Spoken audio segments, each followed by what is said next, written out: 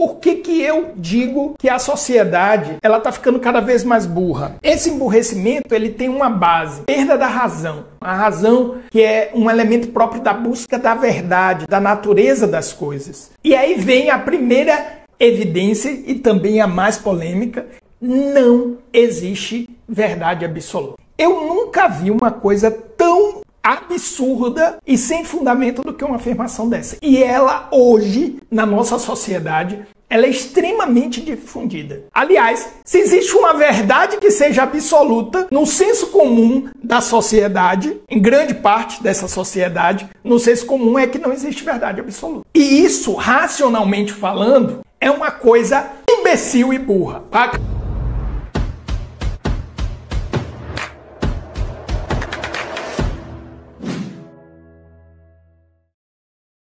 Do porquê que eu digo que a sociedade ela está ficando cada vez mais burra.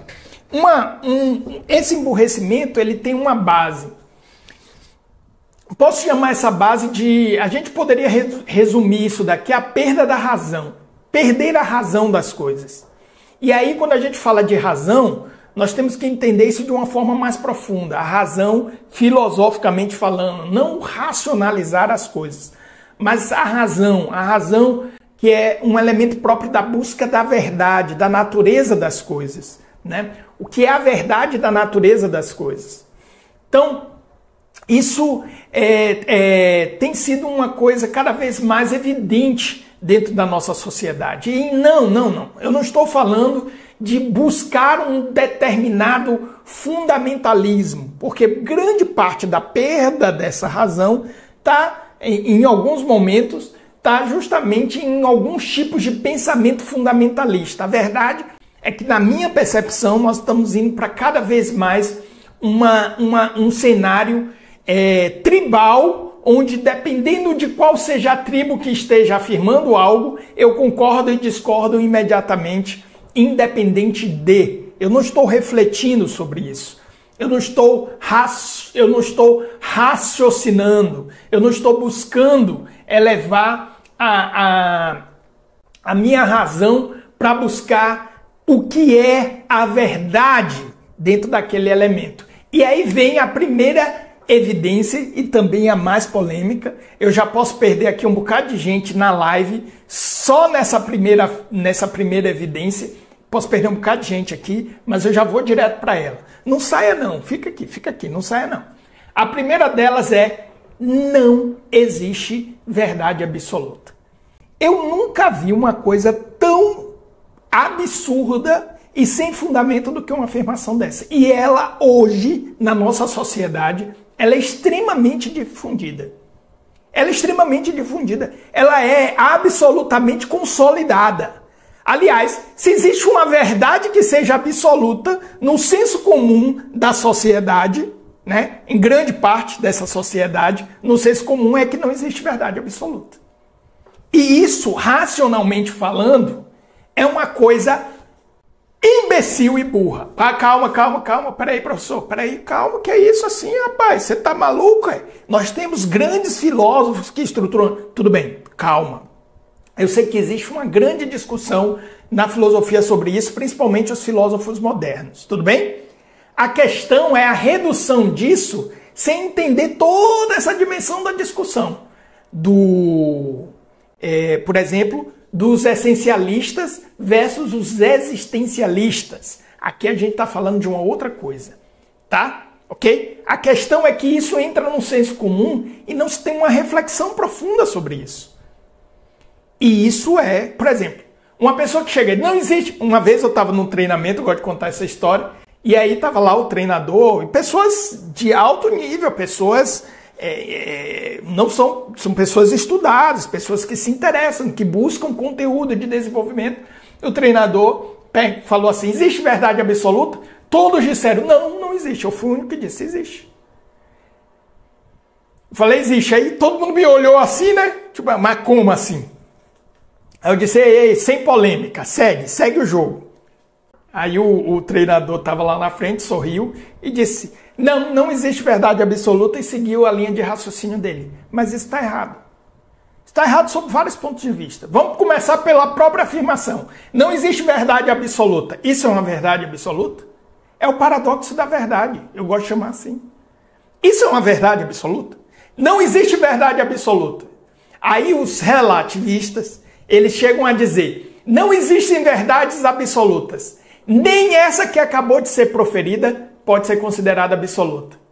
Só que quando ele faz isso, ao invés dele estar relativizando a própria afirmação que ele fez, que não existe verdade absoluta, ele está criando uma outra afirmação absoluta também em si. Nem essa pode ser considerada absoluta.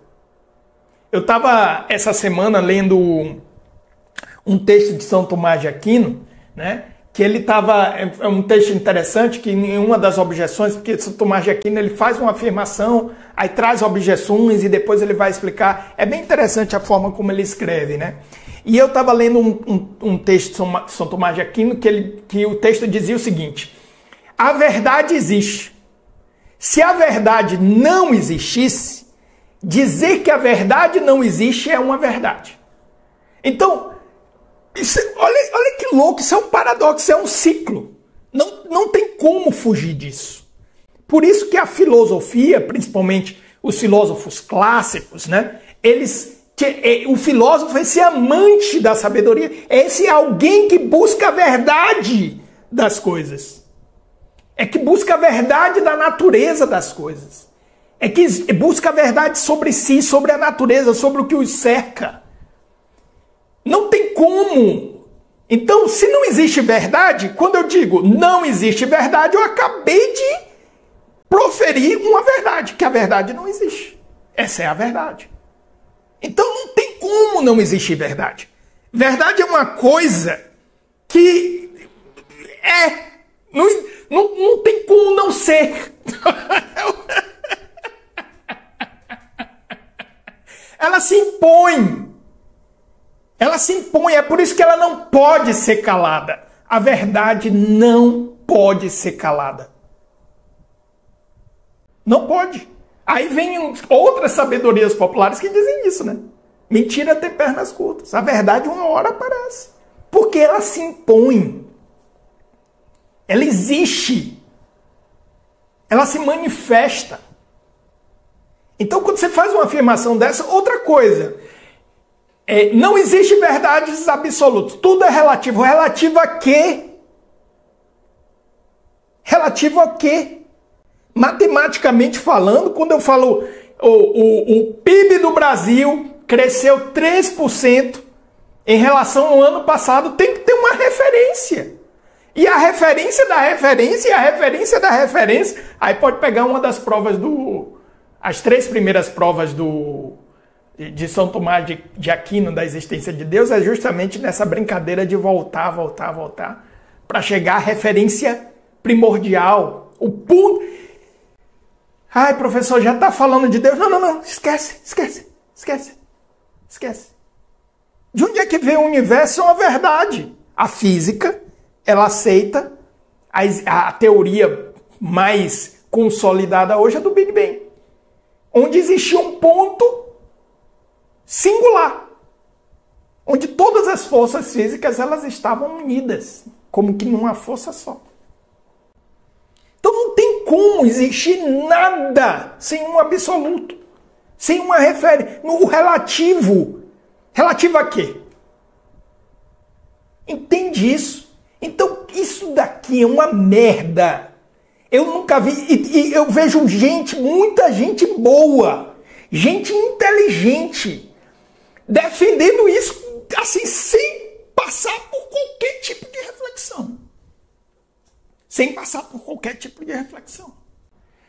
Aí a gente entra numa camada um pouquinho mais profunda, que é a defesa do subjetivismo, né? Da experiência, tá? Tudo bem, mas o que é a verdade absoluta? O que é? Então, aqui é que começa a ter um problema. Porque o que eu não posso é afirmar que a minha percepção da verdade é a verdade absoluta. Isso daí eu não posso fazer. E aqui eu tenho que fazer um hiato, né? eu tenho que abrir um parêntese aqui, e eu não quero trazer uma perspectiva nem religiosa, muito menos dogmática. Na verdade, eu vou falar com todo o respeito. Se eu estiver falando alguma besteira, você vai seguir aí o seu líder espiritual, o padre, o pastor, o seu orientador, o seu líder espiritual, mãe de santo, sei lá, seja qual for a religião que você... Não é esse o caso aqui. Mas isso é um elemento que toca muito a questão da fé cristã, né? E quando a gente for falar nos próximos blocos, eu vou desenvolver isso um pouquinho mais. Porque os cristãos, nós cristãos, eu como sou católico cristão, eu posso chegar e dizer, sim, eu sei qual é a verdade absoluta. A verdade absoluta é o Logos feito carne, é Jesus. E essa é a revelação dentro da doutrina, né, da fé cristã. Essa é a revelação primordial, né, do cristianismo. E o verbo Logos se fez carne, né? Então ali eu tenho uma revelação de toda a verdade, tá? Mas se Jesus é a verdade absoluta, eu não posso achar que a minha percepção sobre Jesus é tudo o que Jesus é. Esse é o ponto, tá? E aqui de novo, eu estou raciocinando, eu estou buscando a razão, né? Posso estar cometendo, e provavelmente estou, cometendo atrocidades na cristologia, na doutrina cristã. São Tomás de Aquino agora pode estar se virando, né, lá no céu com o que eu estou falando, mas o objetivo aqui não é um objetivo religioso. Aqui o objetivo é eu, não absoluto. Eu não sou um ser absoluto. Eu não estou em todos os lugares. Eu não tenho onipresença, eu não tenho onisciência. Então eu não posso achar que a minha percepção da verdade é a verdade absoluta. É aqui que toda merda acontece. Agora, eu não sei o que é pior. É eu achar que a minha percepção da verdade, que sim, é uma percepção limitada da verdade, é uma parte, né? É a verdade absoluta e impor isso para você. Ou todos nós acharmos que não existe uma verdade absoluta. Tudo é relativo. Porque isso é a fonte de muitas, mas muitas loucuras que nós estamos vivendo dentro da nossa sociedade. Por exemplo, não saber o que é certo e errado. No limite, a gente chega num ponto da sociedade que não consegue mais distinguir o que é certo, que isso rui com todo o elemento de moral e ética. E aí, será que a nossa sociedade está chegando na loucura que está, na falência moral que está, sem nenhum tipo de motivo? Sim, a verdade, ela existe. Qual é a verdade, professor? Não sei. Quer dizer, eu a busco todo dia. E aí é que vem um ponto, tá? Mas como eu posso me livrar disso? Busque a verdade. Busque. É o próprio ato. E de novo, eu não sou filósofo, tá? Eu não sou filósofo. Mas eu filosofo todo dia e toda hora. E o que é filosofar? É buscar a verdade e a sabedoria das coisas. O seu fim último. A sua razão de ser e o seu fim. É para lá que está aí na natureza. E o que é esse fim último?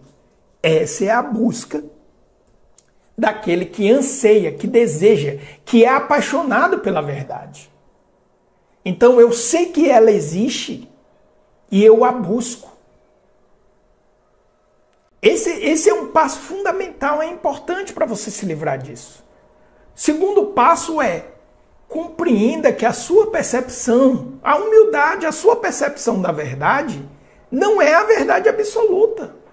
Isso é um caminho, é uma busca, né? Aliás, eu estou parafraseando aqui um outro mestre acolá. Né?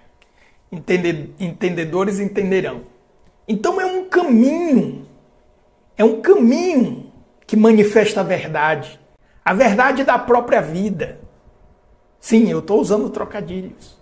Então, esse anseio, essa busca por entender de fato os fatos, entender as razões, entender os motivos, sair da ilusão das narrativas, sair da ilusão das percepções, do subjetivismo, das opiniões. Vamos falar um pouquinho mais sobre isso lá na frente. Peraí, calma.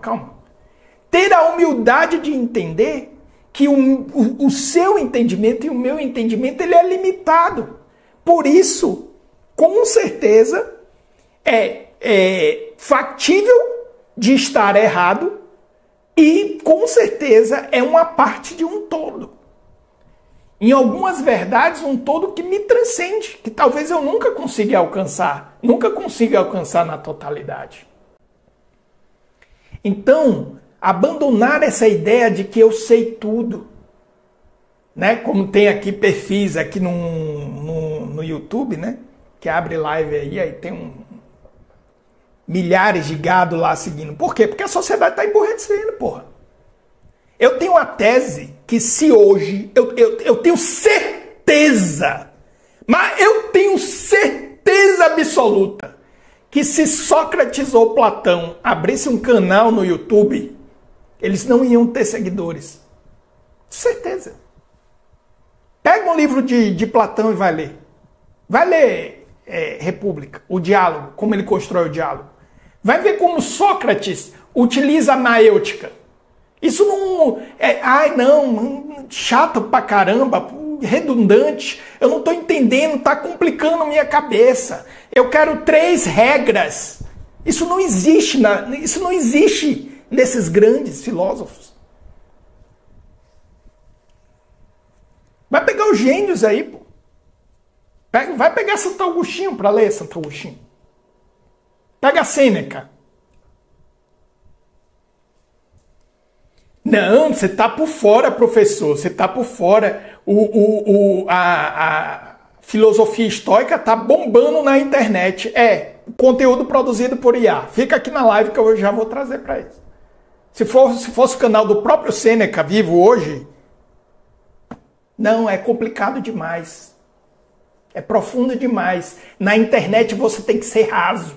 Por quê? Porque a porra da sociedade tá emburrecido. Tá emburrecido. Bom, peraí. Espero que você tenha gostado desse vídeo. Esse vídeo é um corte de uma live que eu vou deixar recomendada aqui. E desse lado um vídeo especial para você. E se inscreva no canal. Se inscreva no canal. Grande abraço.